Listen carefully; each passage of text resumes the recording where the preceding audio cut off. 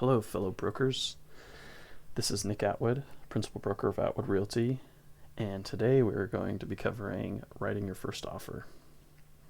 So at this point, you should be a member of NAR, the National Association of Realtors, OAR, the Oregon Association of Realtors, and also your local association, such as PMAR, which is Portland Metropolitan Association of Realtors, or YCAR, Yamhill County Association of Realtors, or something similar. And have your NRDS number at this point, a Zip Forms account, which is free, have paid for the Oregon Real Estate Forms, OREF, which is about $100 a year, and signed up for a DocuSign account to do digital signing remotely. So to start things off, we are going to create a transaction in Zip Forms here. I'm just going to call this Demo Home Purchase. It's a residential property, and I've got this handy little template for writing offers, and I will be posting a link down in the description to that video. It'll save a lot of time. It automatically imports all the forms that you need to have signed. Just a really convenient thing that Zip Forms has. So click Save here, and now we're in the summary section. First things first, you would click this MLS Connect button and input your user ID and password for RMLS. And then you are going to input the MLS listing ID. So for today, I've got an example property out in Portland on Montgomery Street. So I'm just going to put that listing ID, click Find, and Import. And this will input all the associated property data, the parties that are involved in the transaction, and it will input that information to all the forms that you need to have executed. So now I'll go to the Documents tab here. I am going to open up the residential sale agreement. This is the primary form. It's the de facto. This is essentially your offer, and once it's executed and signed by the seller, you have an accepted offer, and that is the contract. Sale agreement number. Up at the top here, I usually put in the last name and the date, but feel free to use any accounting you prefer. And the agency acknowledgement here, we've got you representing the buyer, your name, brokerage, Atwood Realty for me, and associated contact information. Be sure to check this box, but you're representing the buyer exclusively. And here's the seller's realtor that was pre-populated by that MLS Connect feature, representing the seller exclusively. One thing I probably should have discussed first, let's go back here to the parties information. And as this tab loads here, let me refresh the page. It's not populating any data right now.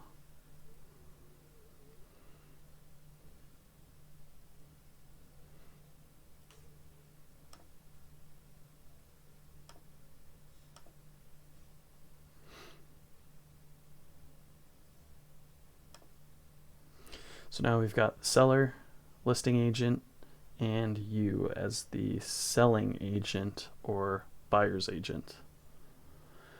So you would put in your associated buyer information here. I'm just going to say John Doe, email johndoe@gmail.com. Save. Really the only information you need is just their name and email. Email so that you can send them the documents to sign, name obviously. Let's go back to documents here, open up our residential sale agreement again, and scroll down. As you can see, we've got the associated property address and information. Line 39, this would be the purchase price, and this is a $3.5 million home, and for this example, we'll just submit an offer at ask price, at list price. Line B, this would be your deposit, earnest money. As you can remember probably from your education, 3 business days. We've got 3 business days from the execution of the signed contract, end of the 3rd business day, title needs the earnest money. So usually it's around 2%, somewhere in there, give or take. So for this transaction, we're going to put 70,000.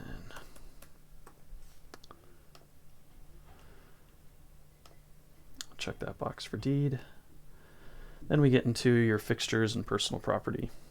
Fixtures, anything that's attached. Light fixtures, certain appliances such as a built-in range, built-in stoves, dishwasher, things like that. And you'd only list the exceptions. So if there's anything attached that you have an agreement with the seller that they're going to keep, you'd mention it here. And then personal property. Personal property is anything that's not attached that you want to include in the transaction, such as the fridge. The fridge isn't attached. Any freestanding stove, laundry appliances, things along those lines, you'd mention them here. Fixtures, most of the time you won't have any fixtures, so I'm just going to write no exceptions here because there aren't any exceptions. Personal property, let's just keep it simple. All kitchen and laundry appliances. Then we'll jump down to the financing section here. Just checking the associated boxes. Is this an all-cash transaction? Probably not. Most commonly, it's going to be a conventional financing, maybe FHA, VA, along those lines. Check those boxes. Check this box for the pre-approval letter. When you email these signed offer documents, you are going to want to attach the pre-approval letter to that email to the seller's agent. Any financing contingencies here, such as if your buyer needs to sell their property prior and use those funds to purchase the subject property, you would want to mention that. And then you're going to see a lot of little empty spaces here for days throughout the contract. There's a default in parentheses. Some realtors like to specify. I usually just leave them blank. Just defaults back to the default.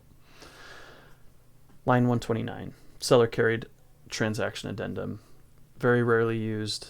It's used in the case where you've got usually an older seller who has their property paid off and they want to be essentially the lender in the transaction. So they're going to collect payments directly from the buyer or through a mutual party, escrow, title. And then any other additional financing provisions here. If you don't have any, just put none.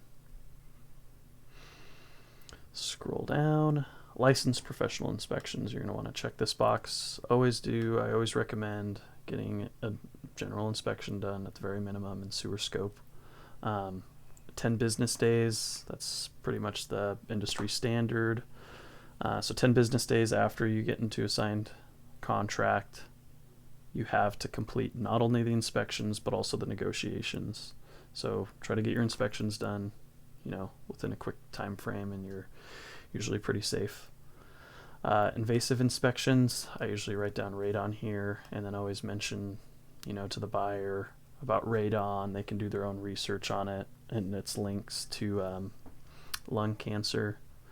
And there are some tools out there that you can look up to see kind of what hot pockets of neighborhoods or cities are higher risk than others. And then we jump down here. We've got some more check boxes. Is the property on a private well, or does it have a on-site septic system? Check the associated boxes. And if so, if it does, you'll need to fill out an extra form.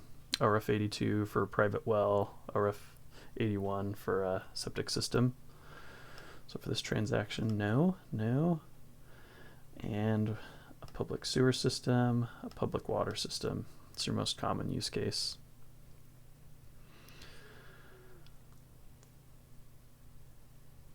Scroll down here.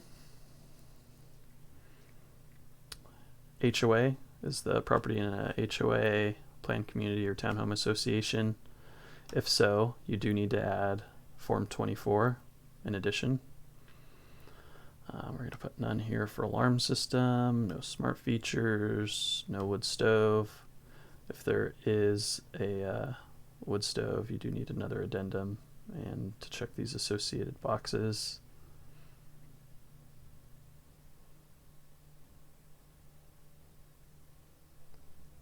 Home warranties, no. There are some companies out there that will offer certain promotions with associated home warranties. If you're curious, just feel free to reach out. Additional provisions, this section would cover, all the other miscellaneous things that you want to add to the contract. For example, if you're in purchasing a plot of land, you might mention here that the buyer needs to perform their due diligence with the county and determine if the plot is buildable. Be as specific as possible. Mention all the details, such as how long do they have to do the due diligence, how to handle things if something comes up, if there's some extra expenses related to the transaction, those types of items. So for this, we're going to put none. NA. Escrow, whatever your escrow preferences, feel free to put it here. And the seller's listing on RMLS, there's usually an escrow preference. If you don't have any preference, I usually just pick what the seller prefers. So let's see, I'll just put WFG here for this example. Proration to the closing date. Here we've got our earnest money section, specifies the earnest money amount. Again, 3 business days. The deposit deadline, deposited directly with escrow. Check that box.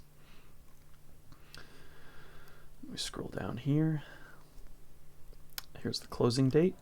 You'll get more familiar with this the more transactions you do. Most lenders are 30 to 45 business days to close the deal.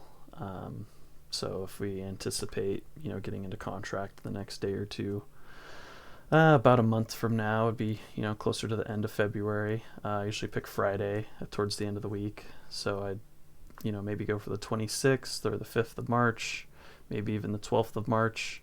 Try to figure out, what the seller's agent, if the seller's agent has any preferences for their sellers. Sometimes sellers want a little bit of extra time. They're trying to find another replacement property, so maybe having a little extra cushion would benefit your offer. A lot of time that isn't the case. Sellers just want their money, want to be done with it and get out of the transaction. So we'll throw March 5th on there for now. Possession by 5 p.m. on closing. A couple check boxes here if there are any tenants in the property, who's responsible for that, handling the tenants or having tenants removed. The property is not specially assessed. And then the name that's going to be on the deed. Put John Doe here for this example. And when you want the offer to expire. Usually give them, 24 hours or more. So the end of the next business day generally, maybe 48 hours. Sometimes if there's, this is pretty common, if there's a multiple offer situation and the sellers want to continue showing the property through the weekend, maybe it's Thursday and you just saw the listing and they want to wait until Monday to review offers, you'd set, the expiration deadline, the end of the day on Monday. So we'll do that. We'll set it for this upcoming Monday at 8 p.m. And that's that for your residential sale agreement. So I will go save and go back.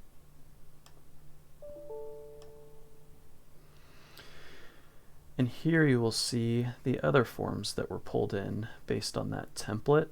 We've got the cover sheet, disclosed limited agency agreement for buyers, the disclosure pamphlet, and an additional inspection form. So now we just need signatures for these forms. So I would click e-sign here. And I've already got DocuSign integrated. I will probably be posting a link to some of these integration videos also in the description. Click all these forms.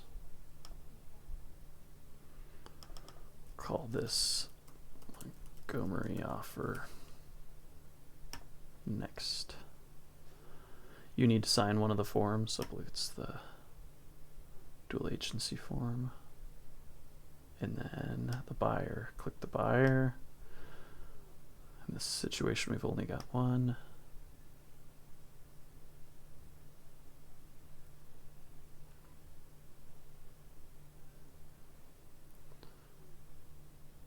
What's really cool about ZipForms and DocuSign integration, a lot of the signatures fields are already pre-populated, which is really nice. We'll scroll down here. We can see the initial, date signed. All of this is pre-filled to sign and execute. Some of the forms that don't have signature fields, I recommend that you get an initial at the top of the page. So we'll see that coming up once we get through the offer sheet. So the transaction cover sheet. I'm going to select the buyer here, initial.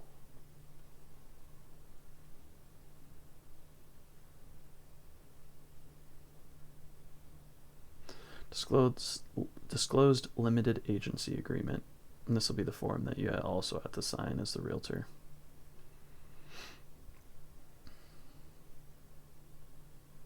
Here's the disclosure pamphlet, initial.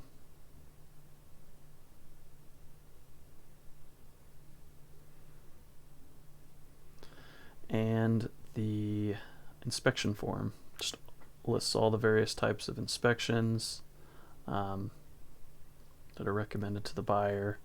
The main one is just the general inspection and sewer scope and radon. Some of the others the buyers may be, wanting to also do. So it's good to just recommend everything and have that extra coverage in place. So you would drag signature and date signed fields from the left onto, oops, let me delete that, onto the field here. And if there's another buyer, obviously the extra section over here. And then you click send. And that's pretty much it. Now your offer is sent out for signatures and initials. Once you get those documents back, start crafting your email to the seller's agent. You would need to include the residential sale agreement and the buyer's pre-approval letter and any other associated notes or things that you want to mention. And that's that. You guys have executed your first offer. Congrats.